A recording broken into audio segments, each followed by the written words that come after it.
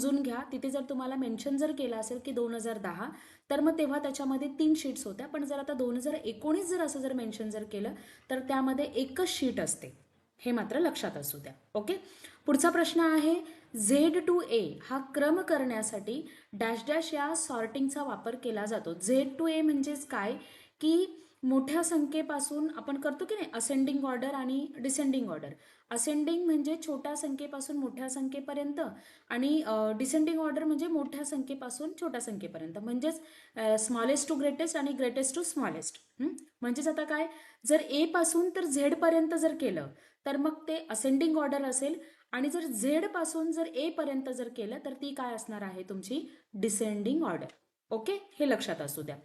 MS एक्सेलच्या match फंक्शनमध्ये dash dash हा वैध न्यूमरिक फॉर्म नाही, म्हणजे तो न्यूमरिक फॉर्म नाही आहे असं सांगितलेलं आहे की तो बाहेरचा आहे. ओके, मग कुठला आहे त्याचं पहिलंच ऑप्शन आहे मॅच टाईप 10. न्यूमरिक जो आहे तो 0 असतो, 1 असतो, त्यानंतर -1 सुद्धा असतो. हे फॉर्म्युलाज आहे जे एक्सेलमध्ये वापरले जातात. आता तुम्हाला फॉर्म्युलाजबद्दल कितपत नॉलेज आहे मला माहिती नाहीये, पण याचं उत्तर मात्र तुम्ही लक्षात असू द्या की मॅच टाईपमध्ये जर ब्रॅकेटमध्ये जर 10 जर असेल तर ते त्याचं फॉर्म नाही आहे. ओके, त्यानंतरचा पुढचा प्रश्न आहे नॉट हे NOT नॉट हे डॅश डॅश प्रकारचे फंक्शन आहे. तर ते कोणत्या प्रकारचे फंक्शन आहे? लॉजिकल फंक्शन आहे ते. ओके, पुढचा प्रश्न सब टोटल वापरण्याआधी टेबलच्या ज्या कॉलमवर आधारित सब टोटल हवी आहे त्या कॉलमनुसार सॉर्ट करणे आवश्यक आहे. तर याचं उत्तर बरोबर आहे. ओके, बरोबर आहे हे. MS एक्सेल 2010 मध्ये कोणत्या प्रकारचा चार्ट नाही? ओके, तर कोणत्या प्रकारचा चार्ट नाही? लिंक हा जो आहे तो चार्ट नाही. बाकी रॅडर, लाईन आणि बार वगैरे हे सगळे डायग्राम्स असतात ते, पण लिंक मात्र नसतो. ओके, MS एक्सेल 2010 मध्ये बबल चार्ट हा एक चार्टचा प्रकार आहे. तर याचं उत्तर आहे बरोबर, अशा प्रकारचा चार्ट आहे. पुढचा प्रश्न आहे MS एक्सेलमध्ये डॅश डॅश प्रकारची फाईल तयार होते. तर कोणती फाईल तयार होते? वर्कशीट. ओके, MS एक्सेल 2010 मध्ये कोणते उत्तर आपण = म्हणजे बरोबर राऊंड आणि आपण ओपन ब्रॅकेटमध्ये लिहिलेला आहे 89.51,1 हा फॉर्म्युला जर टाकल्यास काय मिळेल तुम्हाला? हा राऊंडचा फॉर्म्युला आहे, म्हणजे जो काही नंबर आहे तो एका नंबरने तुम्हाला राऊंड फिगरमध्ये तो कन्वर्ट करून देईल. तर मग याचं उत्तर आहे बी आन्सर आहे, म्हणजे काय 89.5. ओके, म्हणजे 89.5. 2010 मध्ये कोणता फाईल मेनू मधील पर्याय एक्सेल विंडो बंद, तर एक्सेल विंडो बंद करण्यासाठी एंड हे त्याचं उत्तर नाहीये, त्याचं उत्तर आहे एक्झिट. कारण जेव्हा तुम्ही फाईल मेनूमध्ये जाणार तेव्हा तिथे लास्टमध्ये तुम्हाला एक्झिट असा ऑप्शन दिसतो. किंवा एक काम करते मी तुम्हाला दाखवते, म्हणजे तुमच्या ज्या काही शंका आहेत त्या दूर होतील फाईल मेनूमध्ये. ओके, मी एक्सेल ओपन केलेला आहे आणि आपल्याला जसा प्रश्न आहे फाईलमध्ये आणि इथे बघा ऑप्शन असतो क्लोज. क्लोज म्हणजेच काय? एक्झिट. तर आपण तिथे आता काय आहे तिथे ऑप्शन, इथे कुठेही तुम्हाला एंड हा ऑप्शन दिसत नाहीये. इथे दिसतोय का तुम्हाला? फाईल मेनूमध्ये कुठेही एंड हा ऑप्शन दिसत नाहीये. तर इथे ऑप्शन काय आहे? क्लोज.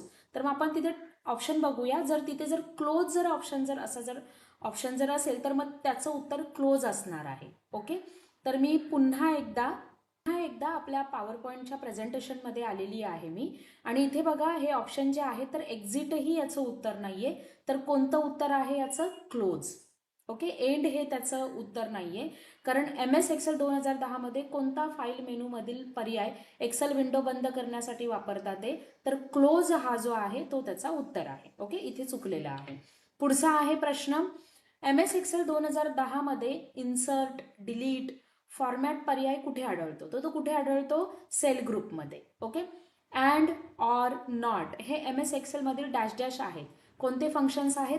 तर ते लॉजिकल फंक्शन्स आहेत. ओके, पुढचा प्रश्न ऑर फंक्शनला दिलेल्या कंडिशनपैकी एक जरी ट्रू असेल तर ऑर फंक्शन बरोबर दाखवते. तर याचं उत्तर बरोबर आहे. ऑर फंक्शनमध्ये 2 कंडिशन किंवा 3 कंडिशन जर दिल्या असेल तर त्यांच्यापैकी एक जरी बरोबर जरी असेल तरी सुद्धा तो फॉर्म्युला जो आहे तो करेक्ट असतो. पुढचा प्रश्न आहे वर्कशीटला बॉर्डर असते. चूक. याचं उत्तर काय आहे? चूक. वर्कशीटला बॉर्डर नसते. MS एक्सेल 2010 मध्ये फंक्शन कोणते फंक्शन बरोबर नाही, म्हणजे याच्यापैकी टुडे फंक्शन असतो, नाऊ असतो, काउंट इफ सुद्धा फंक्शन असतो, टोटल हा फंक्शन नसतो. टोटलसाठी आपण सम हे असं वापरतो. ओके. MS एक्सेल 2010 मधील इन्सर्ट मेनू कोणता पर्याय नसतो. इन्सर्ट मेनूमध्ये कोणता पर्याय नसतो, तर फॉर्म्युला हा इन्सर्ट मेनूमध्ये पर्याय नसतो. पुढचा प्रश्न आहे, या फिल्टरच्या साह्याने फिल्टर केलेल्या रेकॉर्ड्सचे आउटपुट ओरिजिनल टेबलपेक्षा वेगळ्या ठिकाणी घेता येते. तर त्याचं उत्तर आहे ॲडव्हान्स फिल्टर. या फिल्टरच्या साह्याने आपण ओरिजिनल टेबलपासून ते वेगळ्या ठिकाणी घेता येते. कोणते फंक्शन MS एक्सेल 2010 मध्ये नाही? कोणते फंक्शन नाहीये? AVG आणि ब्रॅकेट म्हणजे पहिलंच उत्तर जे आहे, कारण ॲव्हरेजसाठी पूर्ण वापरलं जातं. ॲव्हरेजची जी पूर्ण स्पेलिंग आहे ती पूर्ण वापरली जाते. जर एकापेक्षा जास्त इफ फंक्शन एकात एक अशी वापरली, म्हणजे त्याला मल्टिपल म्हणतात, ते मल्टिपल फंक्शन जर एकात एक जर वापरली तर त्याला काय असे म्हणतात ते? काय म्हणतात ते? तर त्याला म्हणतात ते नेस्टेड इफ्स. ओके. मिक्स जर केले तर एकापेक्षा जास्त इफ फंक्शन, तर त्याला काय म्हणतात ते? Nested ifs. ओके. पुढचा प्रश्न आहे, MS एक्सेल 2010 मध्ये ऑपरेटिंग सिस्टम सॉफ्टवेअर आहे. MS एक्सेल 2010 हे ऑपरेटिंग सिस्टम सॉफ्टवेअर आहे, तर याचं उत्तर आहे चूक. तो ऑपरेटिंग सिस्टम सॉफ्टवेअर नाही आहे, ते ॲप्लिकेशन आहे. ओके. वर्कशीटमधील सिलेक्टेड सिंगल सेलला डॅश डॅश असं म्हणतात, तर त्याला काय म्हणतात ते? Active cell. ओके. ज्या सेलला आपण सिलेक्ट करतो त्याला काय म्हणतात ते? Active sale. MS एक्सेल 2010 मध्ये वर्कबुकमध्ये काय असते? त्या वर्कबुकमध्ये काय असते?